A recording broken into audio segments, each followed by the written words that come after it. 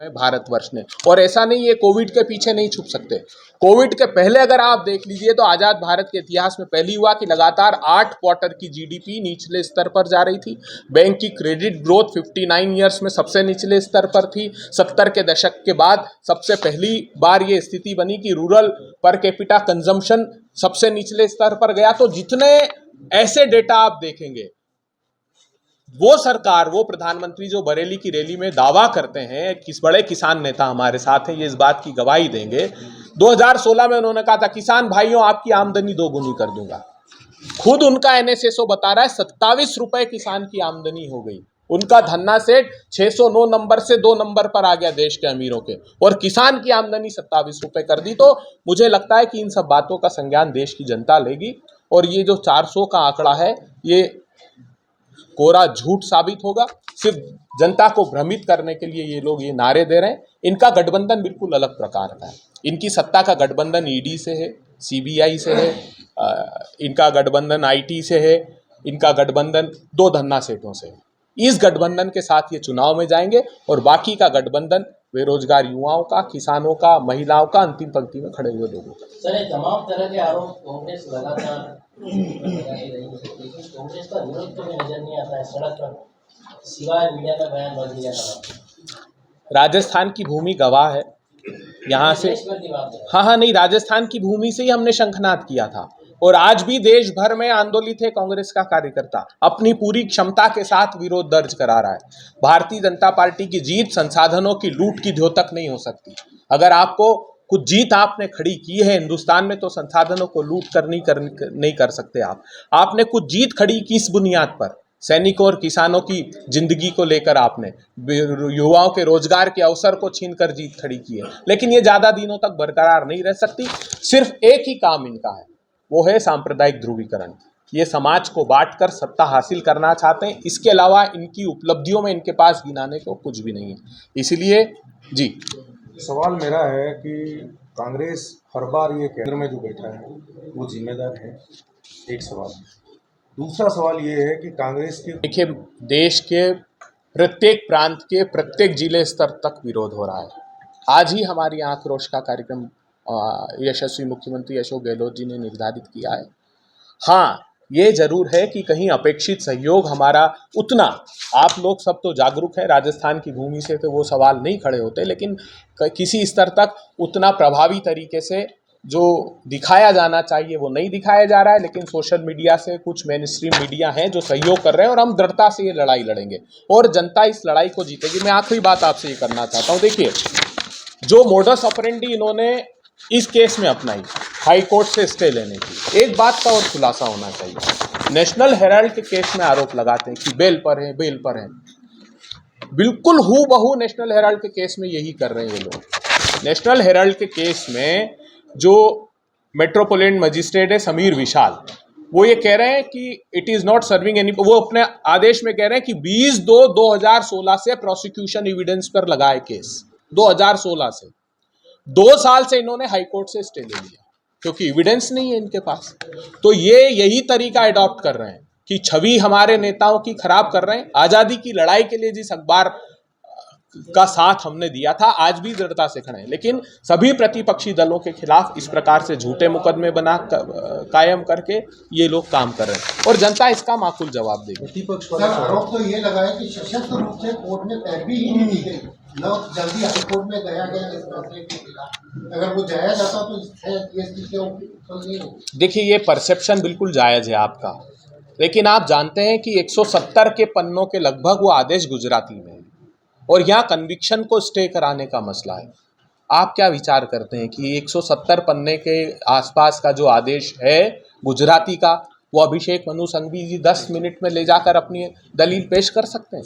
उसका ट्रांसलेशन होता है और कन्विक्शन का स्टे है। सेंटेंस ऐसा नहीं होता। वकीलों से पूछिए आप, ये आप और मैं हो सकता है कि गूगल ट्रांसलेशन की बात करते हो, लेकिन उस कानूनी बारीकियों को हम अदालत में और जनता की अदालत में दोनों में दृढ़ता से ये लड़ाई लड़ेंगे और जीतेंगे हम पूरे मनोभाव से। प्रतिपक्ष वाले सवाल का आंसर, प्रतिपक्ष क्या, जो निरंकुशता की ओर सरकार बढ़ रही है, क्या प्रतिपक्ष जिम्मेदार है इसके लिए?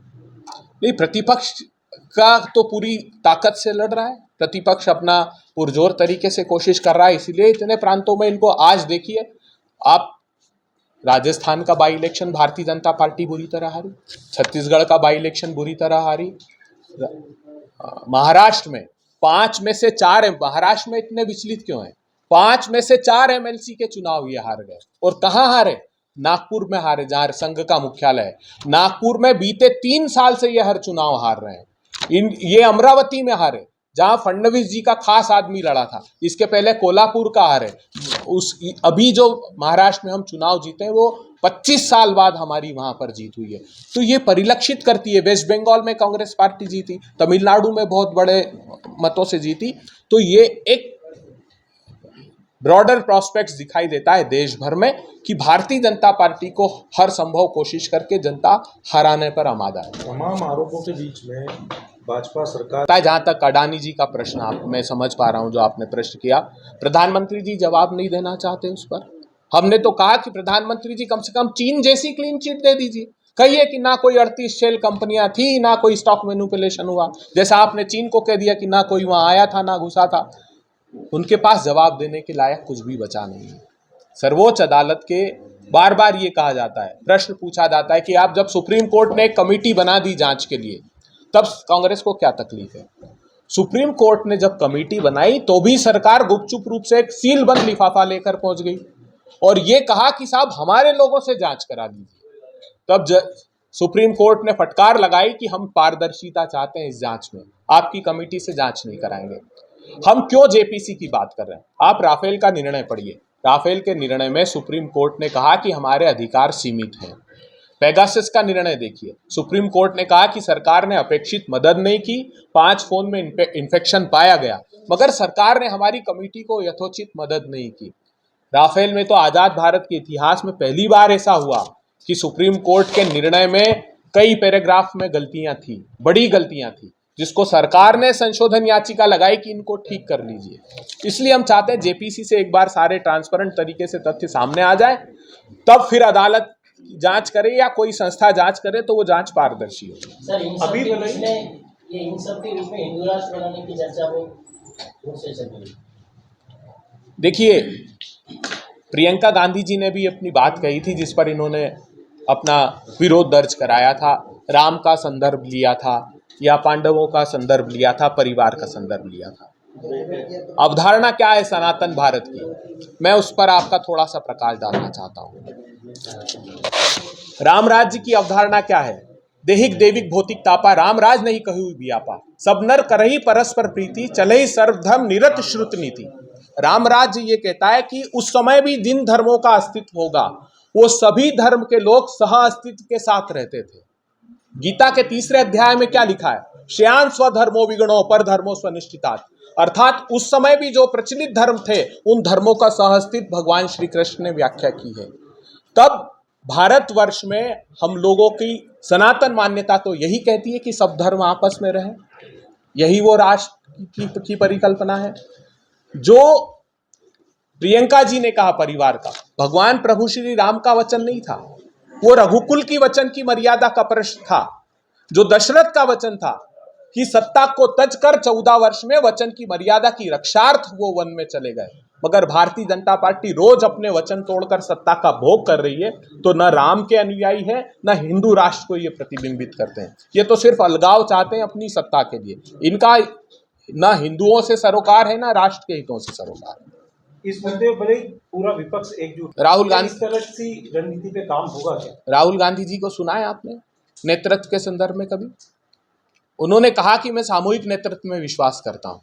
व्यक्ति केंद्रित नेतृत्व ने इस देश को नुकसान पहुंचाया, हम सब देख रहे हैं। व्यक्ति के इर्द गिर्द अगर नेतृत्व घूमता है तो नेतृत्व सामूहिक होना चाहिए, और वो नेतृत्व कांग्रेस पार्टी चाहती कि देश के नौजवान, देश की महिलाएं, देश के अंतिम पंक्ति में खड़े हुए लोग करें। 2004 के पहले एक टावरिंग पर्सनालिटी थी अटल बिहारी वाजपेयी जी। उसके समय कांग्रेस ने किसी नेतृत्व की घोषणा की थी प्रधानमंत्री पद की? नहीं की थी। हम दृढ़ प्रतिज्ञ हैं कि समूचा प्रतिपक्ष, जो लाइक माइंडेड पार्टियां साथ आ सकती आए, ये लड़ाई प्रजातंत्र को बचाने की और अंतिम पंक्ति में खड़े हुए लोगों के हितों को बचाने की। हम जीतेंगे और देश को नेतृत्व प्रदान करेंगे। सामूहिक नेतृत्व की बात कर, जब भी मनभेद नहीं है। प्रतिस्पर्धा जब भी होती है परिपक्वता आती है संगठन में और नेतृत्व में, और अशोक गहलोत जी जैसा परिपक्व नेता समूचे देश में कम है, जो उन्होंने छात्र संगठन से लेकर आज तक जो उनका योगदान रहा है। मुझे लगा है परिपक्व तरीके से इन विषयों को भी का भी समाधान राजस्थान की जनता ही ढूंढेगी। कर्नाटक के चुनाव डिक्लेयर हो गए आज। जी, क्या रणनीति रहेगी? कर्नाटक के चुनाव में साफ है, जनता को ने मानस बना लिया है। 40% कमीशन की सरकार वहां पर है। कर्नाटक में आजाद भारत के इतिहास में पहला हुआ कि भारतीय जनता पार्टी के कार्यकर्ताओं ने, एक संतोष पाटिल करके कार्यकर्ता, प्रधानमंत्री को चिट्ठी लिखी कि मैं छोटा सा कार्यकर्ता हूं हिंदू वाहिनी का, भारतीय जनता पार्टी का, मुझसे मेरे छोटे से काम में 40% कमीशन मांगी जा रही।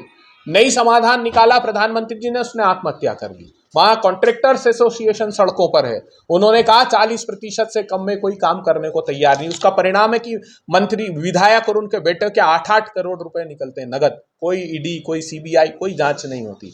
तो ये कर्नाटक का सच जनता, और कर्नाटक से ही संदेश समूचे देश में भी जाएगा। भारतीय जनता पार्टी को कर्नाटक की जनता सबक सिखाने को आमादा है, तैयार है।